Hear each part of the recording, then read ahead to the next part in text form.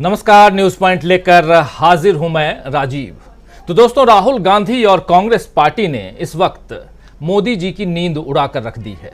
वैसे तो पीएम नरेंद्र मोदी के बारे में कहा जाता है कि वो 3-4 घंटे से ज्यादा नहीं सोते हैं और बाकी सारा वक्त काम करते रहते हैं, लेकिन राहुल गांधी प्रधानमंत्री नरेंद्र मोदी को इन 3-4 घंटों की नींद में भी शायद परेशान कर रहे हैं, क्योंकि खुद राहुल गांधी भी जब देखो तब देश के आम आदमी के बीच नजर आ जाते हैं। कभी बाइक मैकेनिक्स के बीच, तो कभी छात्रों के बीच, कभी ट्रक ड्राइवर्स के बीच, कभी डिलीवरी बॉयज के बीच, और इन सब के बीच बैठने और मिलने जुलने के बाद आज सुबह राहुल गांधी सोनीपत के, हरियाणा के सोनीपत के खेतों में धान रोपते हुए नजर आए। जो विजुअल आप देख रहे हैं, जरा इसको फुल स्क्रीन ले आइए, जरा उन तमाम साथियों के लिए जो अभी तक इस विजुअल को नहीं देखे होंगे, या जहां तक जानता हूं मैं कि आप लोगों ने देख ली होगी ये तमाम विजुअल्स को, लेकिन ये ज़्यादा ज़रूरी है यहाँ देखना कि क्या कुछ चल रहा है देश में और देश की सियासत में, और क्यों परेशान हो रहे हैं प्रधानमंत्री नरेंद्र मोदी, क्यों परेशान है बीजेपी, और क्यों राहुल गांधी ने बीजेपी की नींद उड़ा दी है। ज़रा इसको बहुत गौर से देखिए। और इन किसानों के बीच एक नेता, एक इंसान है जो यहाँ धान की रोपाई कर रहा है। ये बहुत इम्पॉर्टेंट विजुअल है और इसे देखना इसलिए भी ज़रूरी है क्योंकि इसके बाद आपको जो तस्वीर दिखाई देती है वो देश की सियासत की तस्वीर दिखाई देगी। तो दोस्तों, आपने देखा कि कल ही, आपको पता ही है कि कल ही गुजरात में हाई कोर्ट ने राहुल गांधी के खिलाफ फैसला सुनाते हुए उनकी 2 साल की सजा बरकरार रखी थी। बीजेपी ने शायद सोचा नहीं होगा कि इसके बाद राहुल गांधी वकीलों के साथ यही सोचा होगा कि बैठ करके अपने अगले कानूनी कदम के बारे में वो विचार कर रहे होंगे। ये नहीं सोचा होगा बीजेपी ने कि राहुल गांधी ये सब छोड़ करके किसी खेत में धान की रोपाई कर रहे होंगे। वो यही सोच रहे होंगे बीजेपी के लोग कि अब आगे के कदम के बारे में कि कैसे सुप्रीम कोर्ट पहुंचा जाए, उसकी बात शायद कर रहे होंगे राहुल गांधी, उसकी तैयारियां कर रहे होंगे। उनकी संसद की सदस्यता बहाल हो जाए या वो उनके चुनाव लड़ने के लिए योग्य हो जाए, इन तमाम मसलों पर चर्चा हो रही होगी। मगर राहुल ने तो ऐसा काम कर दिया जिसके बारे में बीजेपी ने दूर दूर तक सोचा ही नहीं होगा। दरअसल बीजेपी और मोदी जी इसीलिए ही परेशान हो रहे हैं कि वो सोच ही नहीं पाते हैं कि अब राहुल का अगला कदम क्या होगा। सियासत के अखाड़े में अगर अपने प्रतिद्वंदी के दांव पेच का अनुमान लगाना मुश्किल हो जाए तो पहले ही हार महसूस होने लगती है, ये तय मानिए। फिलहाल बीजेपी की हालत ऐसी ही है। एक तरफ राहुल गांधी के कदमों का अंदाज बीजेपी नहीं लगा पा रही है और दूसरी तरफ कांग्रेस ने उस पर कुछ ऐसे तीखे वार किए हैं जिनके जवाब देना बीजेपी के लिए मुश्किल हो गया है। आज कांग्रेस ने प्रेस कॉन्फ्रेंस की जिसमें पवन खेड़ा, जी हां, आप जानते हैं अच्छी तरह से पवन खेड़ा को, पवन खेड़ा ने बीजेपी पर बड़ा आरोप लगाया है। और पवन खेड़ा सीधा सीधा आरोप लगाते हुए कह रहे हैं कि देश के कई ठगों का संबंध सीधे प्रधानमंत्री नरेंद्र मोदी ऑफिस से या प्रधानमंत्री के ऑफिस से है या बीजेपी से निकल रहा है। पवन खेड़ा ने शुरुआत में ही कहा कि एक कहावत है कि पानी से पानी मिले, मिले कीच से कीच, लेकिन उसके बाद उन्होंने कुछ नहीं कहा। इसके आगे की लाइन उन्होंने कहा कि आप गूगल कर लीजिएगा, लेकिन हमने जहां तक बचपन से सुना है उसके आगे की लाइन आपके सामने रख दे रहा हूं, आपको गूगल करने की जरूरत नहीं है। आगे की लाइनें हैं कि ज्ञानी से ज्ञानी मिले, मिले नीच से नीच। पवन खेड़ा ने जम्मू कश्मीर में पीएमओ का अधिकारी बनकर लूट मचा रहे किरण पटेल का जिक्र किया और पूछा कि क्या कारण है कि भारत के शीर्ष नेतृत्व को ठग मिल जाते हैं, उनके नाम का इस्तेमाल करके ठगी करते हैं। पवन खेड़ा ने कहा कि कई जालसाज ठग पिछले महीनों पकड़े गए, कई नहीं पकड़े गए, कई विदेशों में सेटल हो गए, कई अभी तक पीएमओ के आसपास घूम रहे हैं। आइए जरा सुन लेते हैं पवन खेड़ा कह क्या रहे हैं, सुनिए जरा। एक कहावत है, पानी से पानी मिले, मिले कीच से कीच। उसकी अगली लाइन बोलूंगा तो दिक्कत में आ जाऊंगा, तो अगली लाइन नहीं बोल रहा, आप गूगल कर लेना। ज्ञानी को तो ज्ञानी मिल जाते हैं और जो अल्प ज्ञानी होता है उसको अल्प ज्ञानी मिलते हैं। अब क्या कारण है कि जो भाजपा का शीर्ष नेतृत्व है उनको ठग मिल जाते हैं, वो ठग के चुंबक हैं, ठग उनके प्रति आकर्षित हो जाते हैं उनके आसपास रहते हैं, उनके कार्यालयों में रहते हैं, उनका नाम इस्तेमाल करते हैं, उनके अपने विजिटिंग कार्ड्स में उनके कार्यालय का नाम लगा देते हैं। पिछले कुछ महीनों में जितने जालसाज, फरेबी, नामवर जिनको हम 2 नंबरी कहते हैं, जितने पकड़े गए, कई हैं जो नहीं पकड़े गए अभी भी, वो सब इस नेतृत्व के करीबी दायरे में होने का दावा करते हैं या वाकई होते हैं।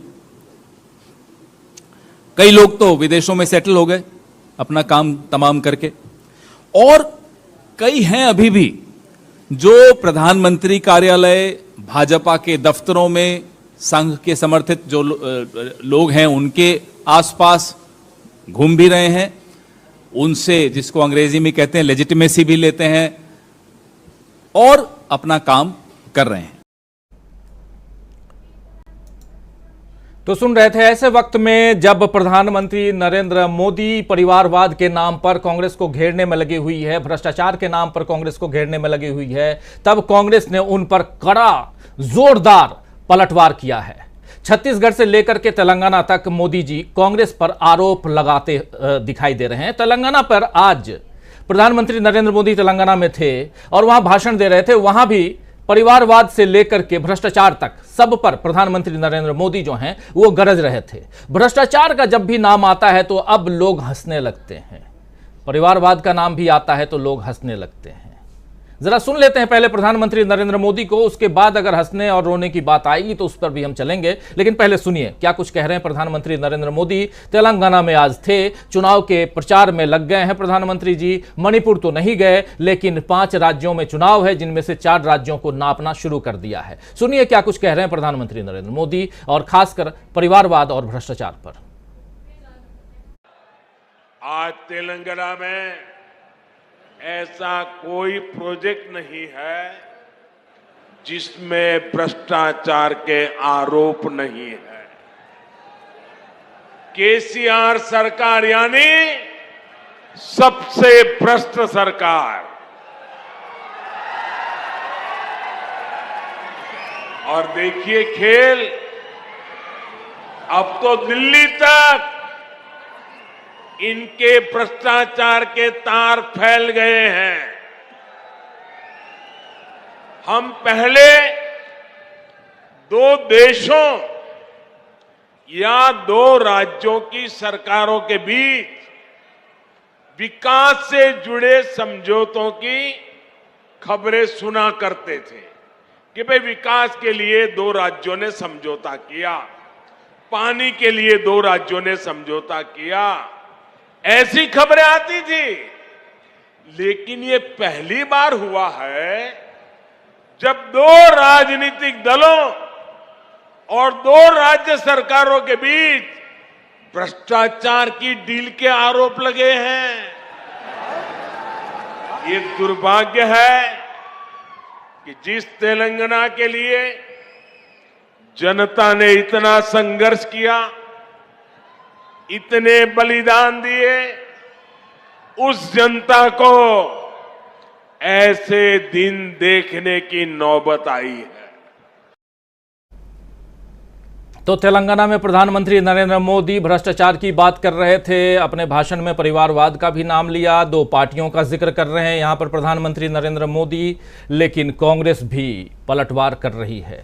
छत्तीसगढ़ से लेकर तेलंगाना तक मोदी जी ने कांग्रेस पर तो आरोप लगाए हैं, लेकिन कांग्रेस ने भी उनसे पूछ लिया कि अजीत पवार को बीजेपी सरकार में क्यों शामिल किया।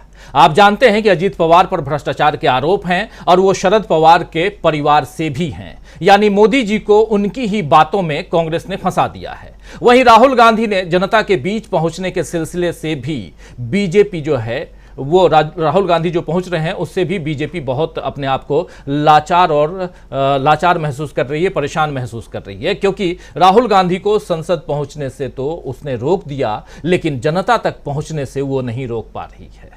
पिछले हफ्ते राहुल गांधी मणिपुर के राहत कैंप्स में थे, आपने देखा, सारी तस्वीरें आपने मणिपुर की देखी।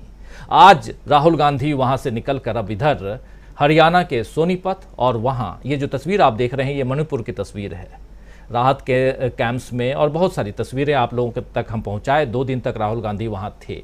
लेकिन आज राहुल गांधी जब हरियाणा के सोनीपत और वहां के एक गांव में पहुंचे तो वो खेतों में नजर आए। और कल जो आने वाला कल है वो कब, कहां, कल किस तबके के बीच दिख जाएंगे, इस बारे में कुछ नहीं कहा जा सकता है। क्योंकि बीजेपी भी रात को अब सोते वक्त ये जरूर सोचेगी कि पता नहीं कल सुबह सुबह कौन सी तस्वीर राहुल गांधी की आ जाए और उस पर किसको प्रेस कॉन्फ्रेंस में भेजना पड़े, कौन उस पर पलटवार करे, क्या तैयारियां करें। क्योंकि राहुल गांधी की भारत जोड़ो यात्रा का अगला पड़ाव जो है वो अभी तक सामने नहीं आया है, जारी है यात्रा। ये बहुत बड़ी बात है। आइए दोस्तों, राहुल गांधी से ही चर्चा की शुरुआत करते हैं, समझने की कोशिश करते हैं कि क्यों नींद उड़ा दी है राहुल गांधी ने, किस तरह राहुल गांधी ने अप्रत्याशित कदमों से बीजेपी को हैरान परेशान कर दिया है। क्या प्रधानमंत्री नरेंद्र मोदी के लिए बड़ी चुनौती बन गए हैं राहुल गांधी, और सबसे बड़ी बात वही कि राहुल गांधी ने बीजेपी की नींद उड़ा दी है। चर्चा की शुरुआत करते हैं। हमारे साथ कुछ वरिष्ठ साथी जुड़े हुए हैं, उन सबसे आपका परिचय करवाता हूं, आगे बढ़ते हैं। इस वक्त 6 वरिष्ठ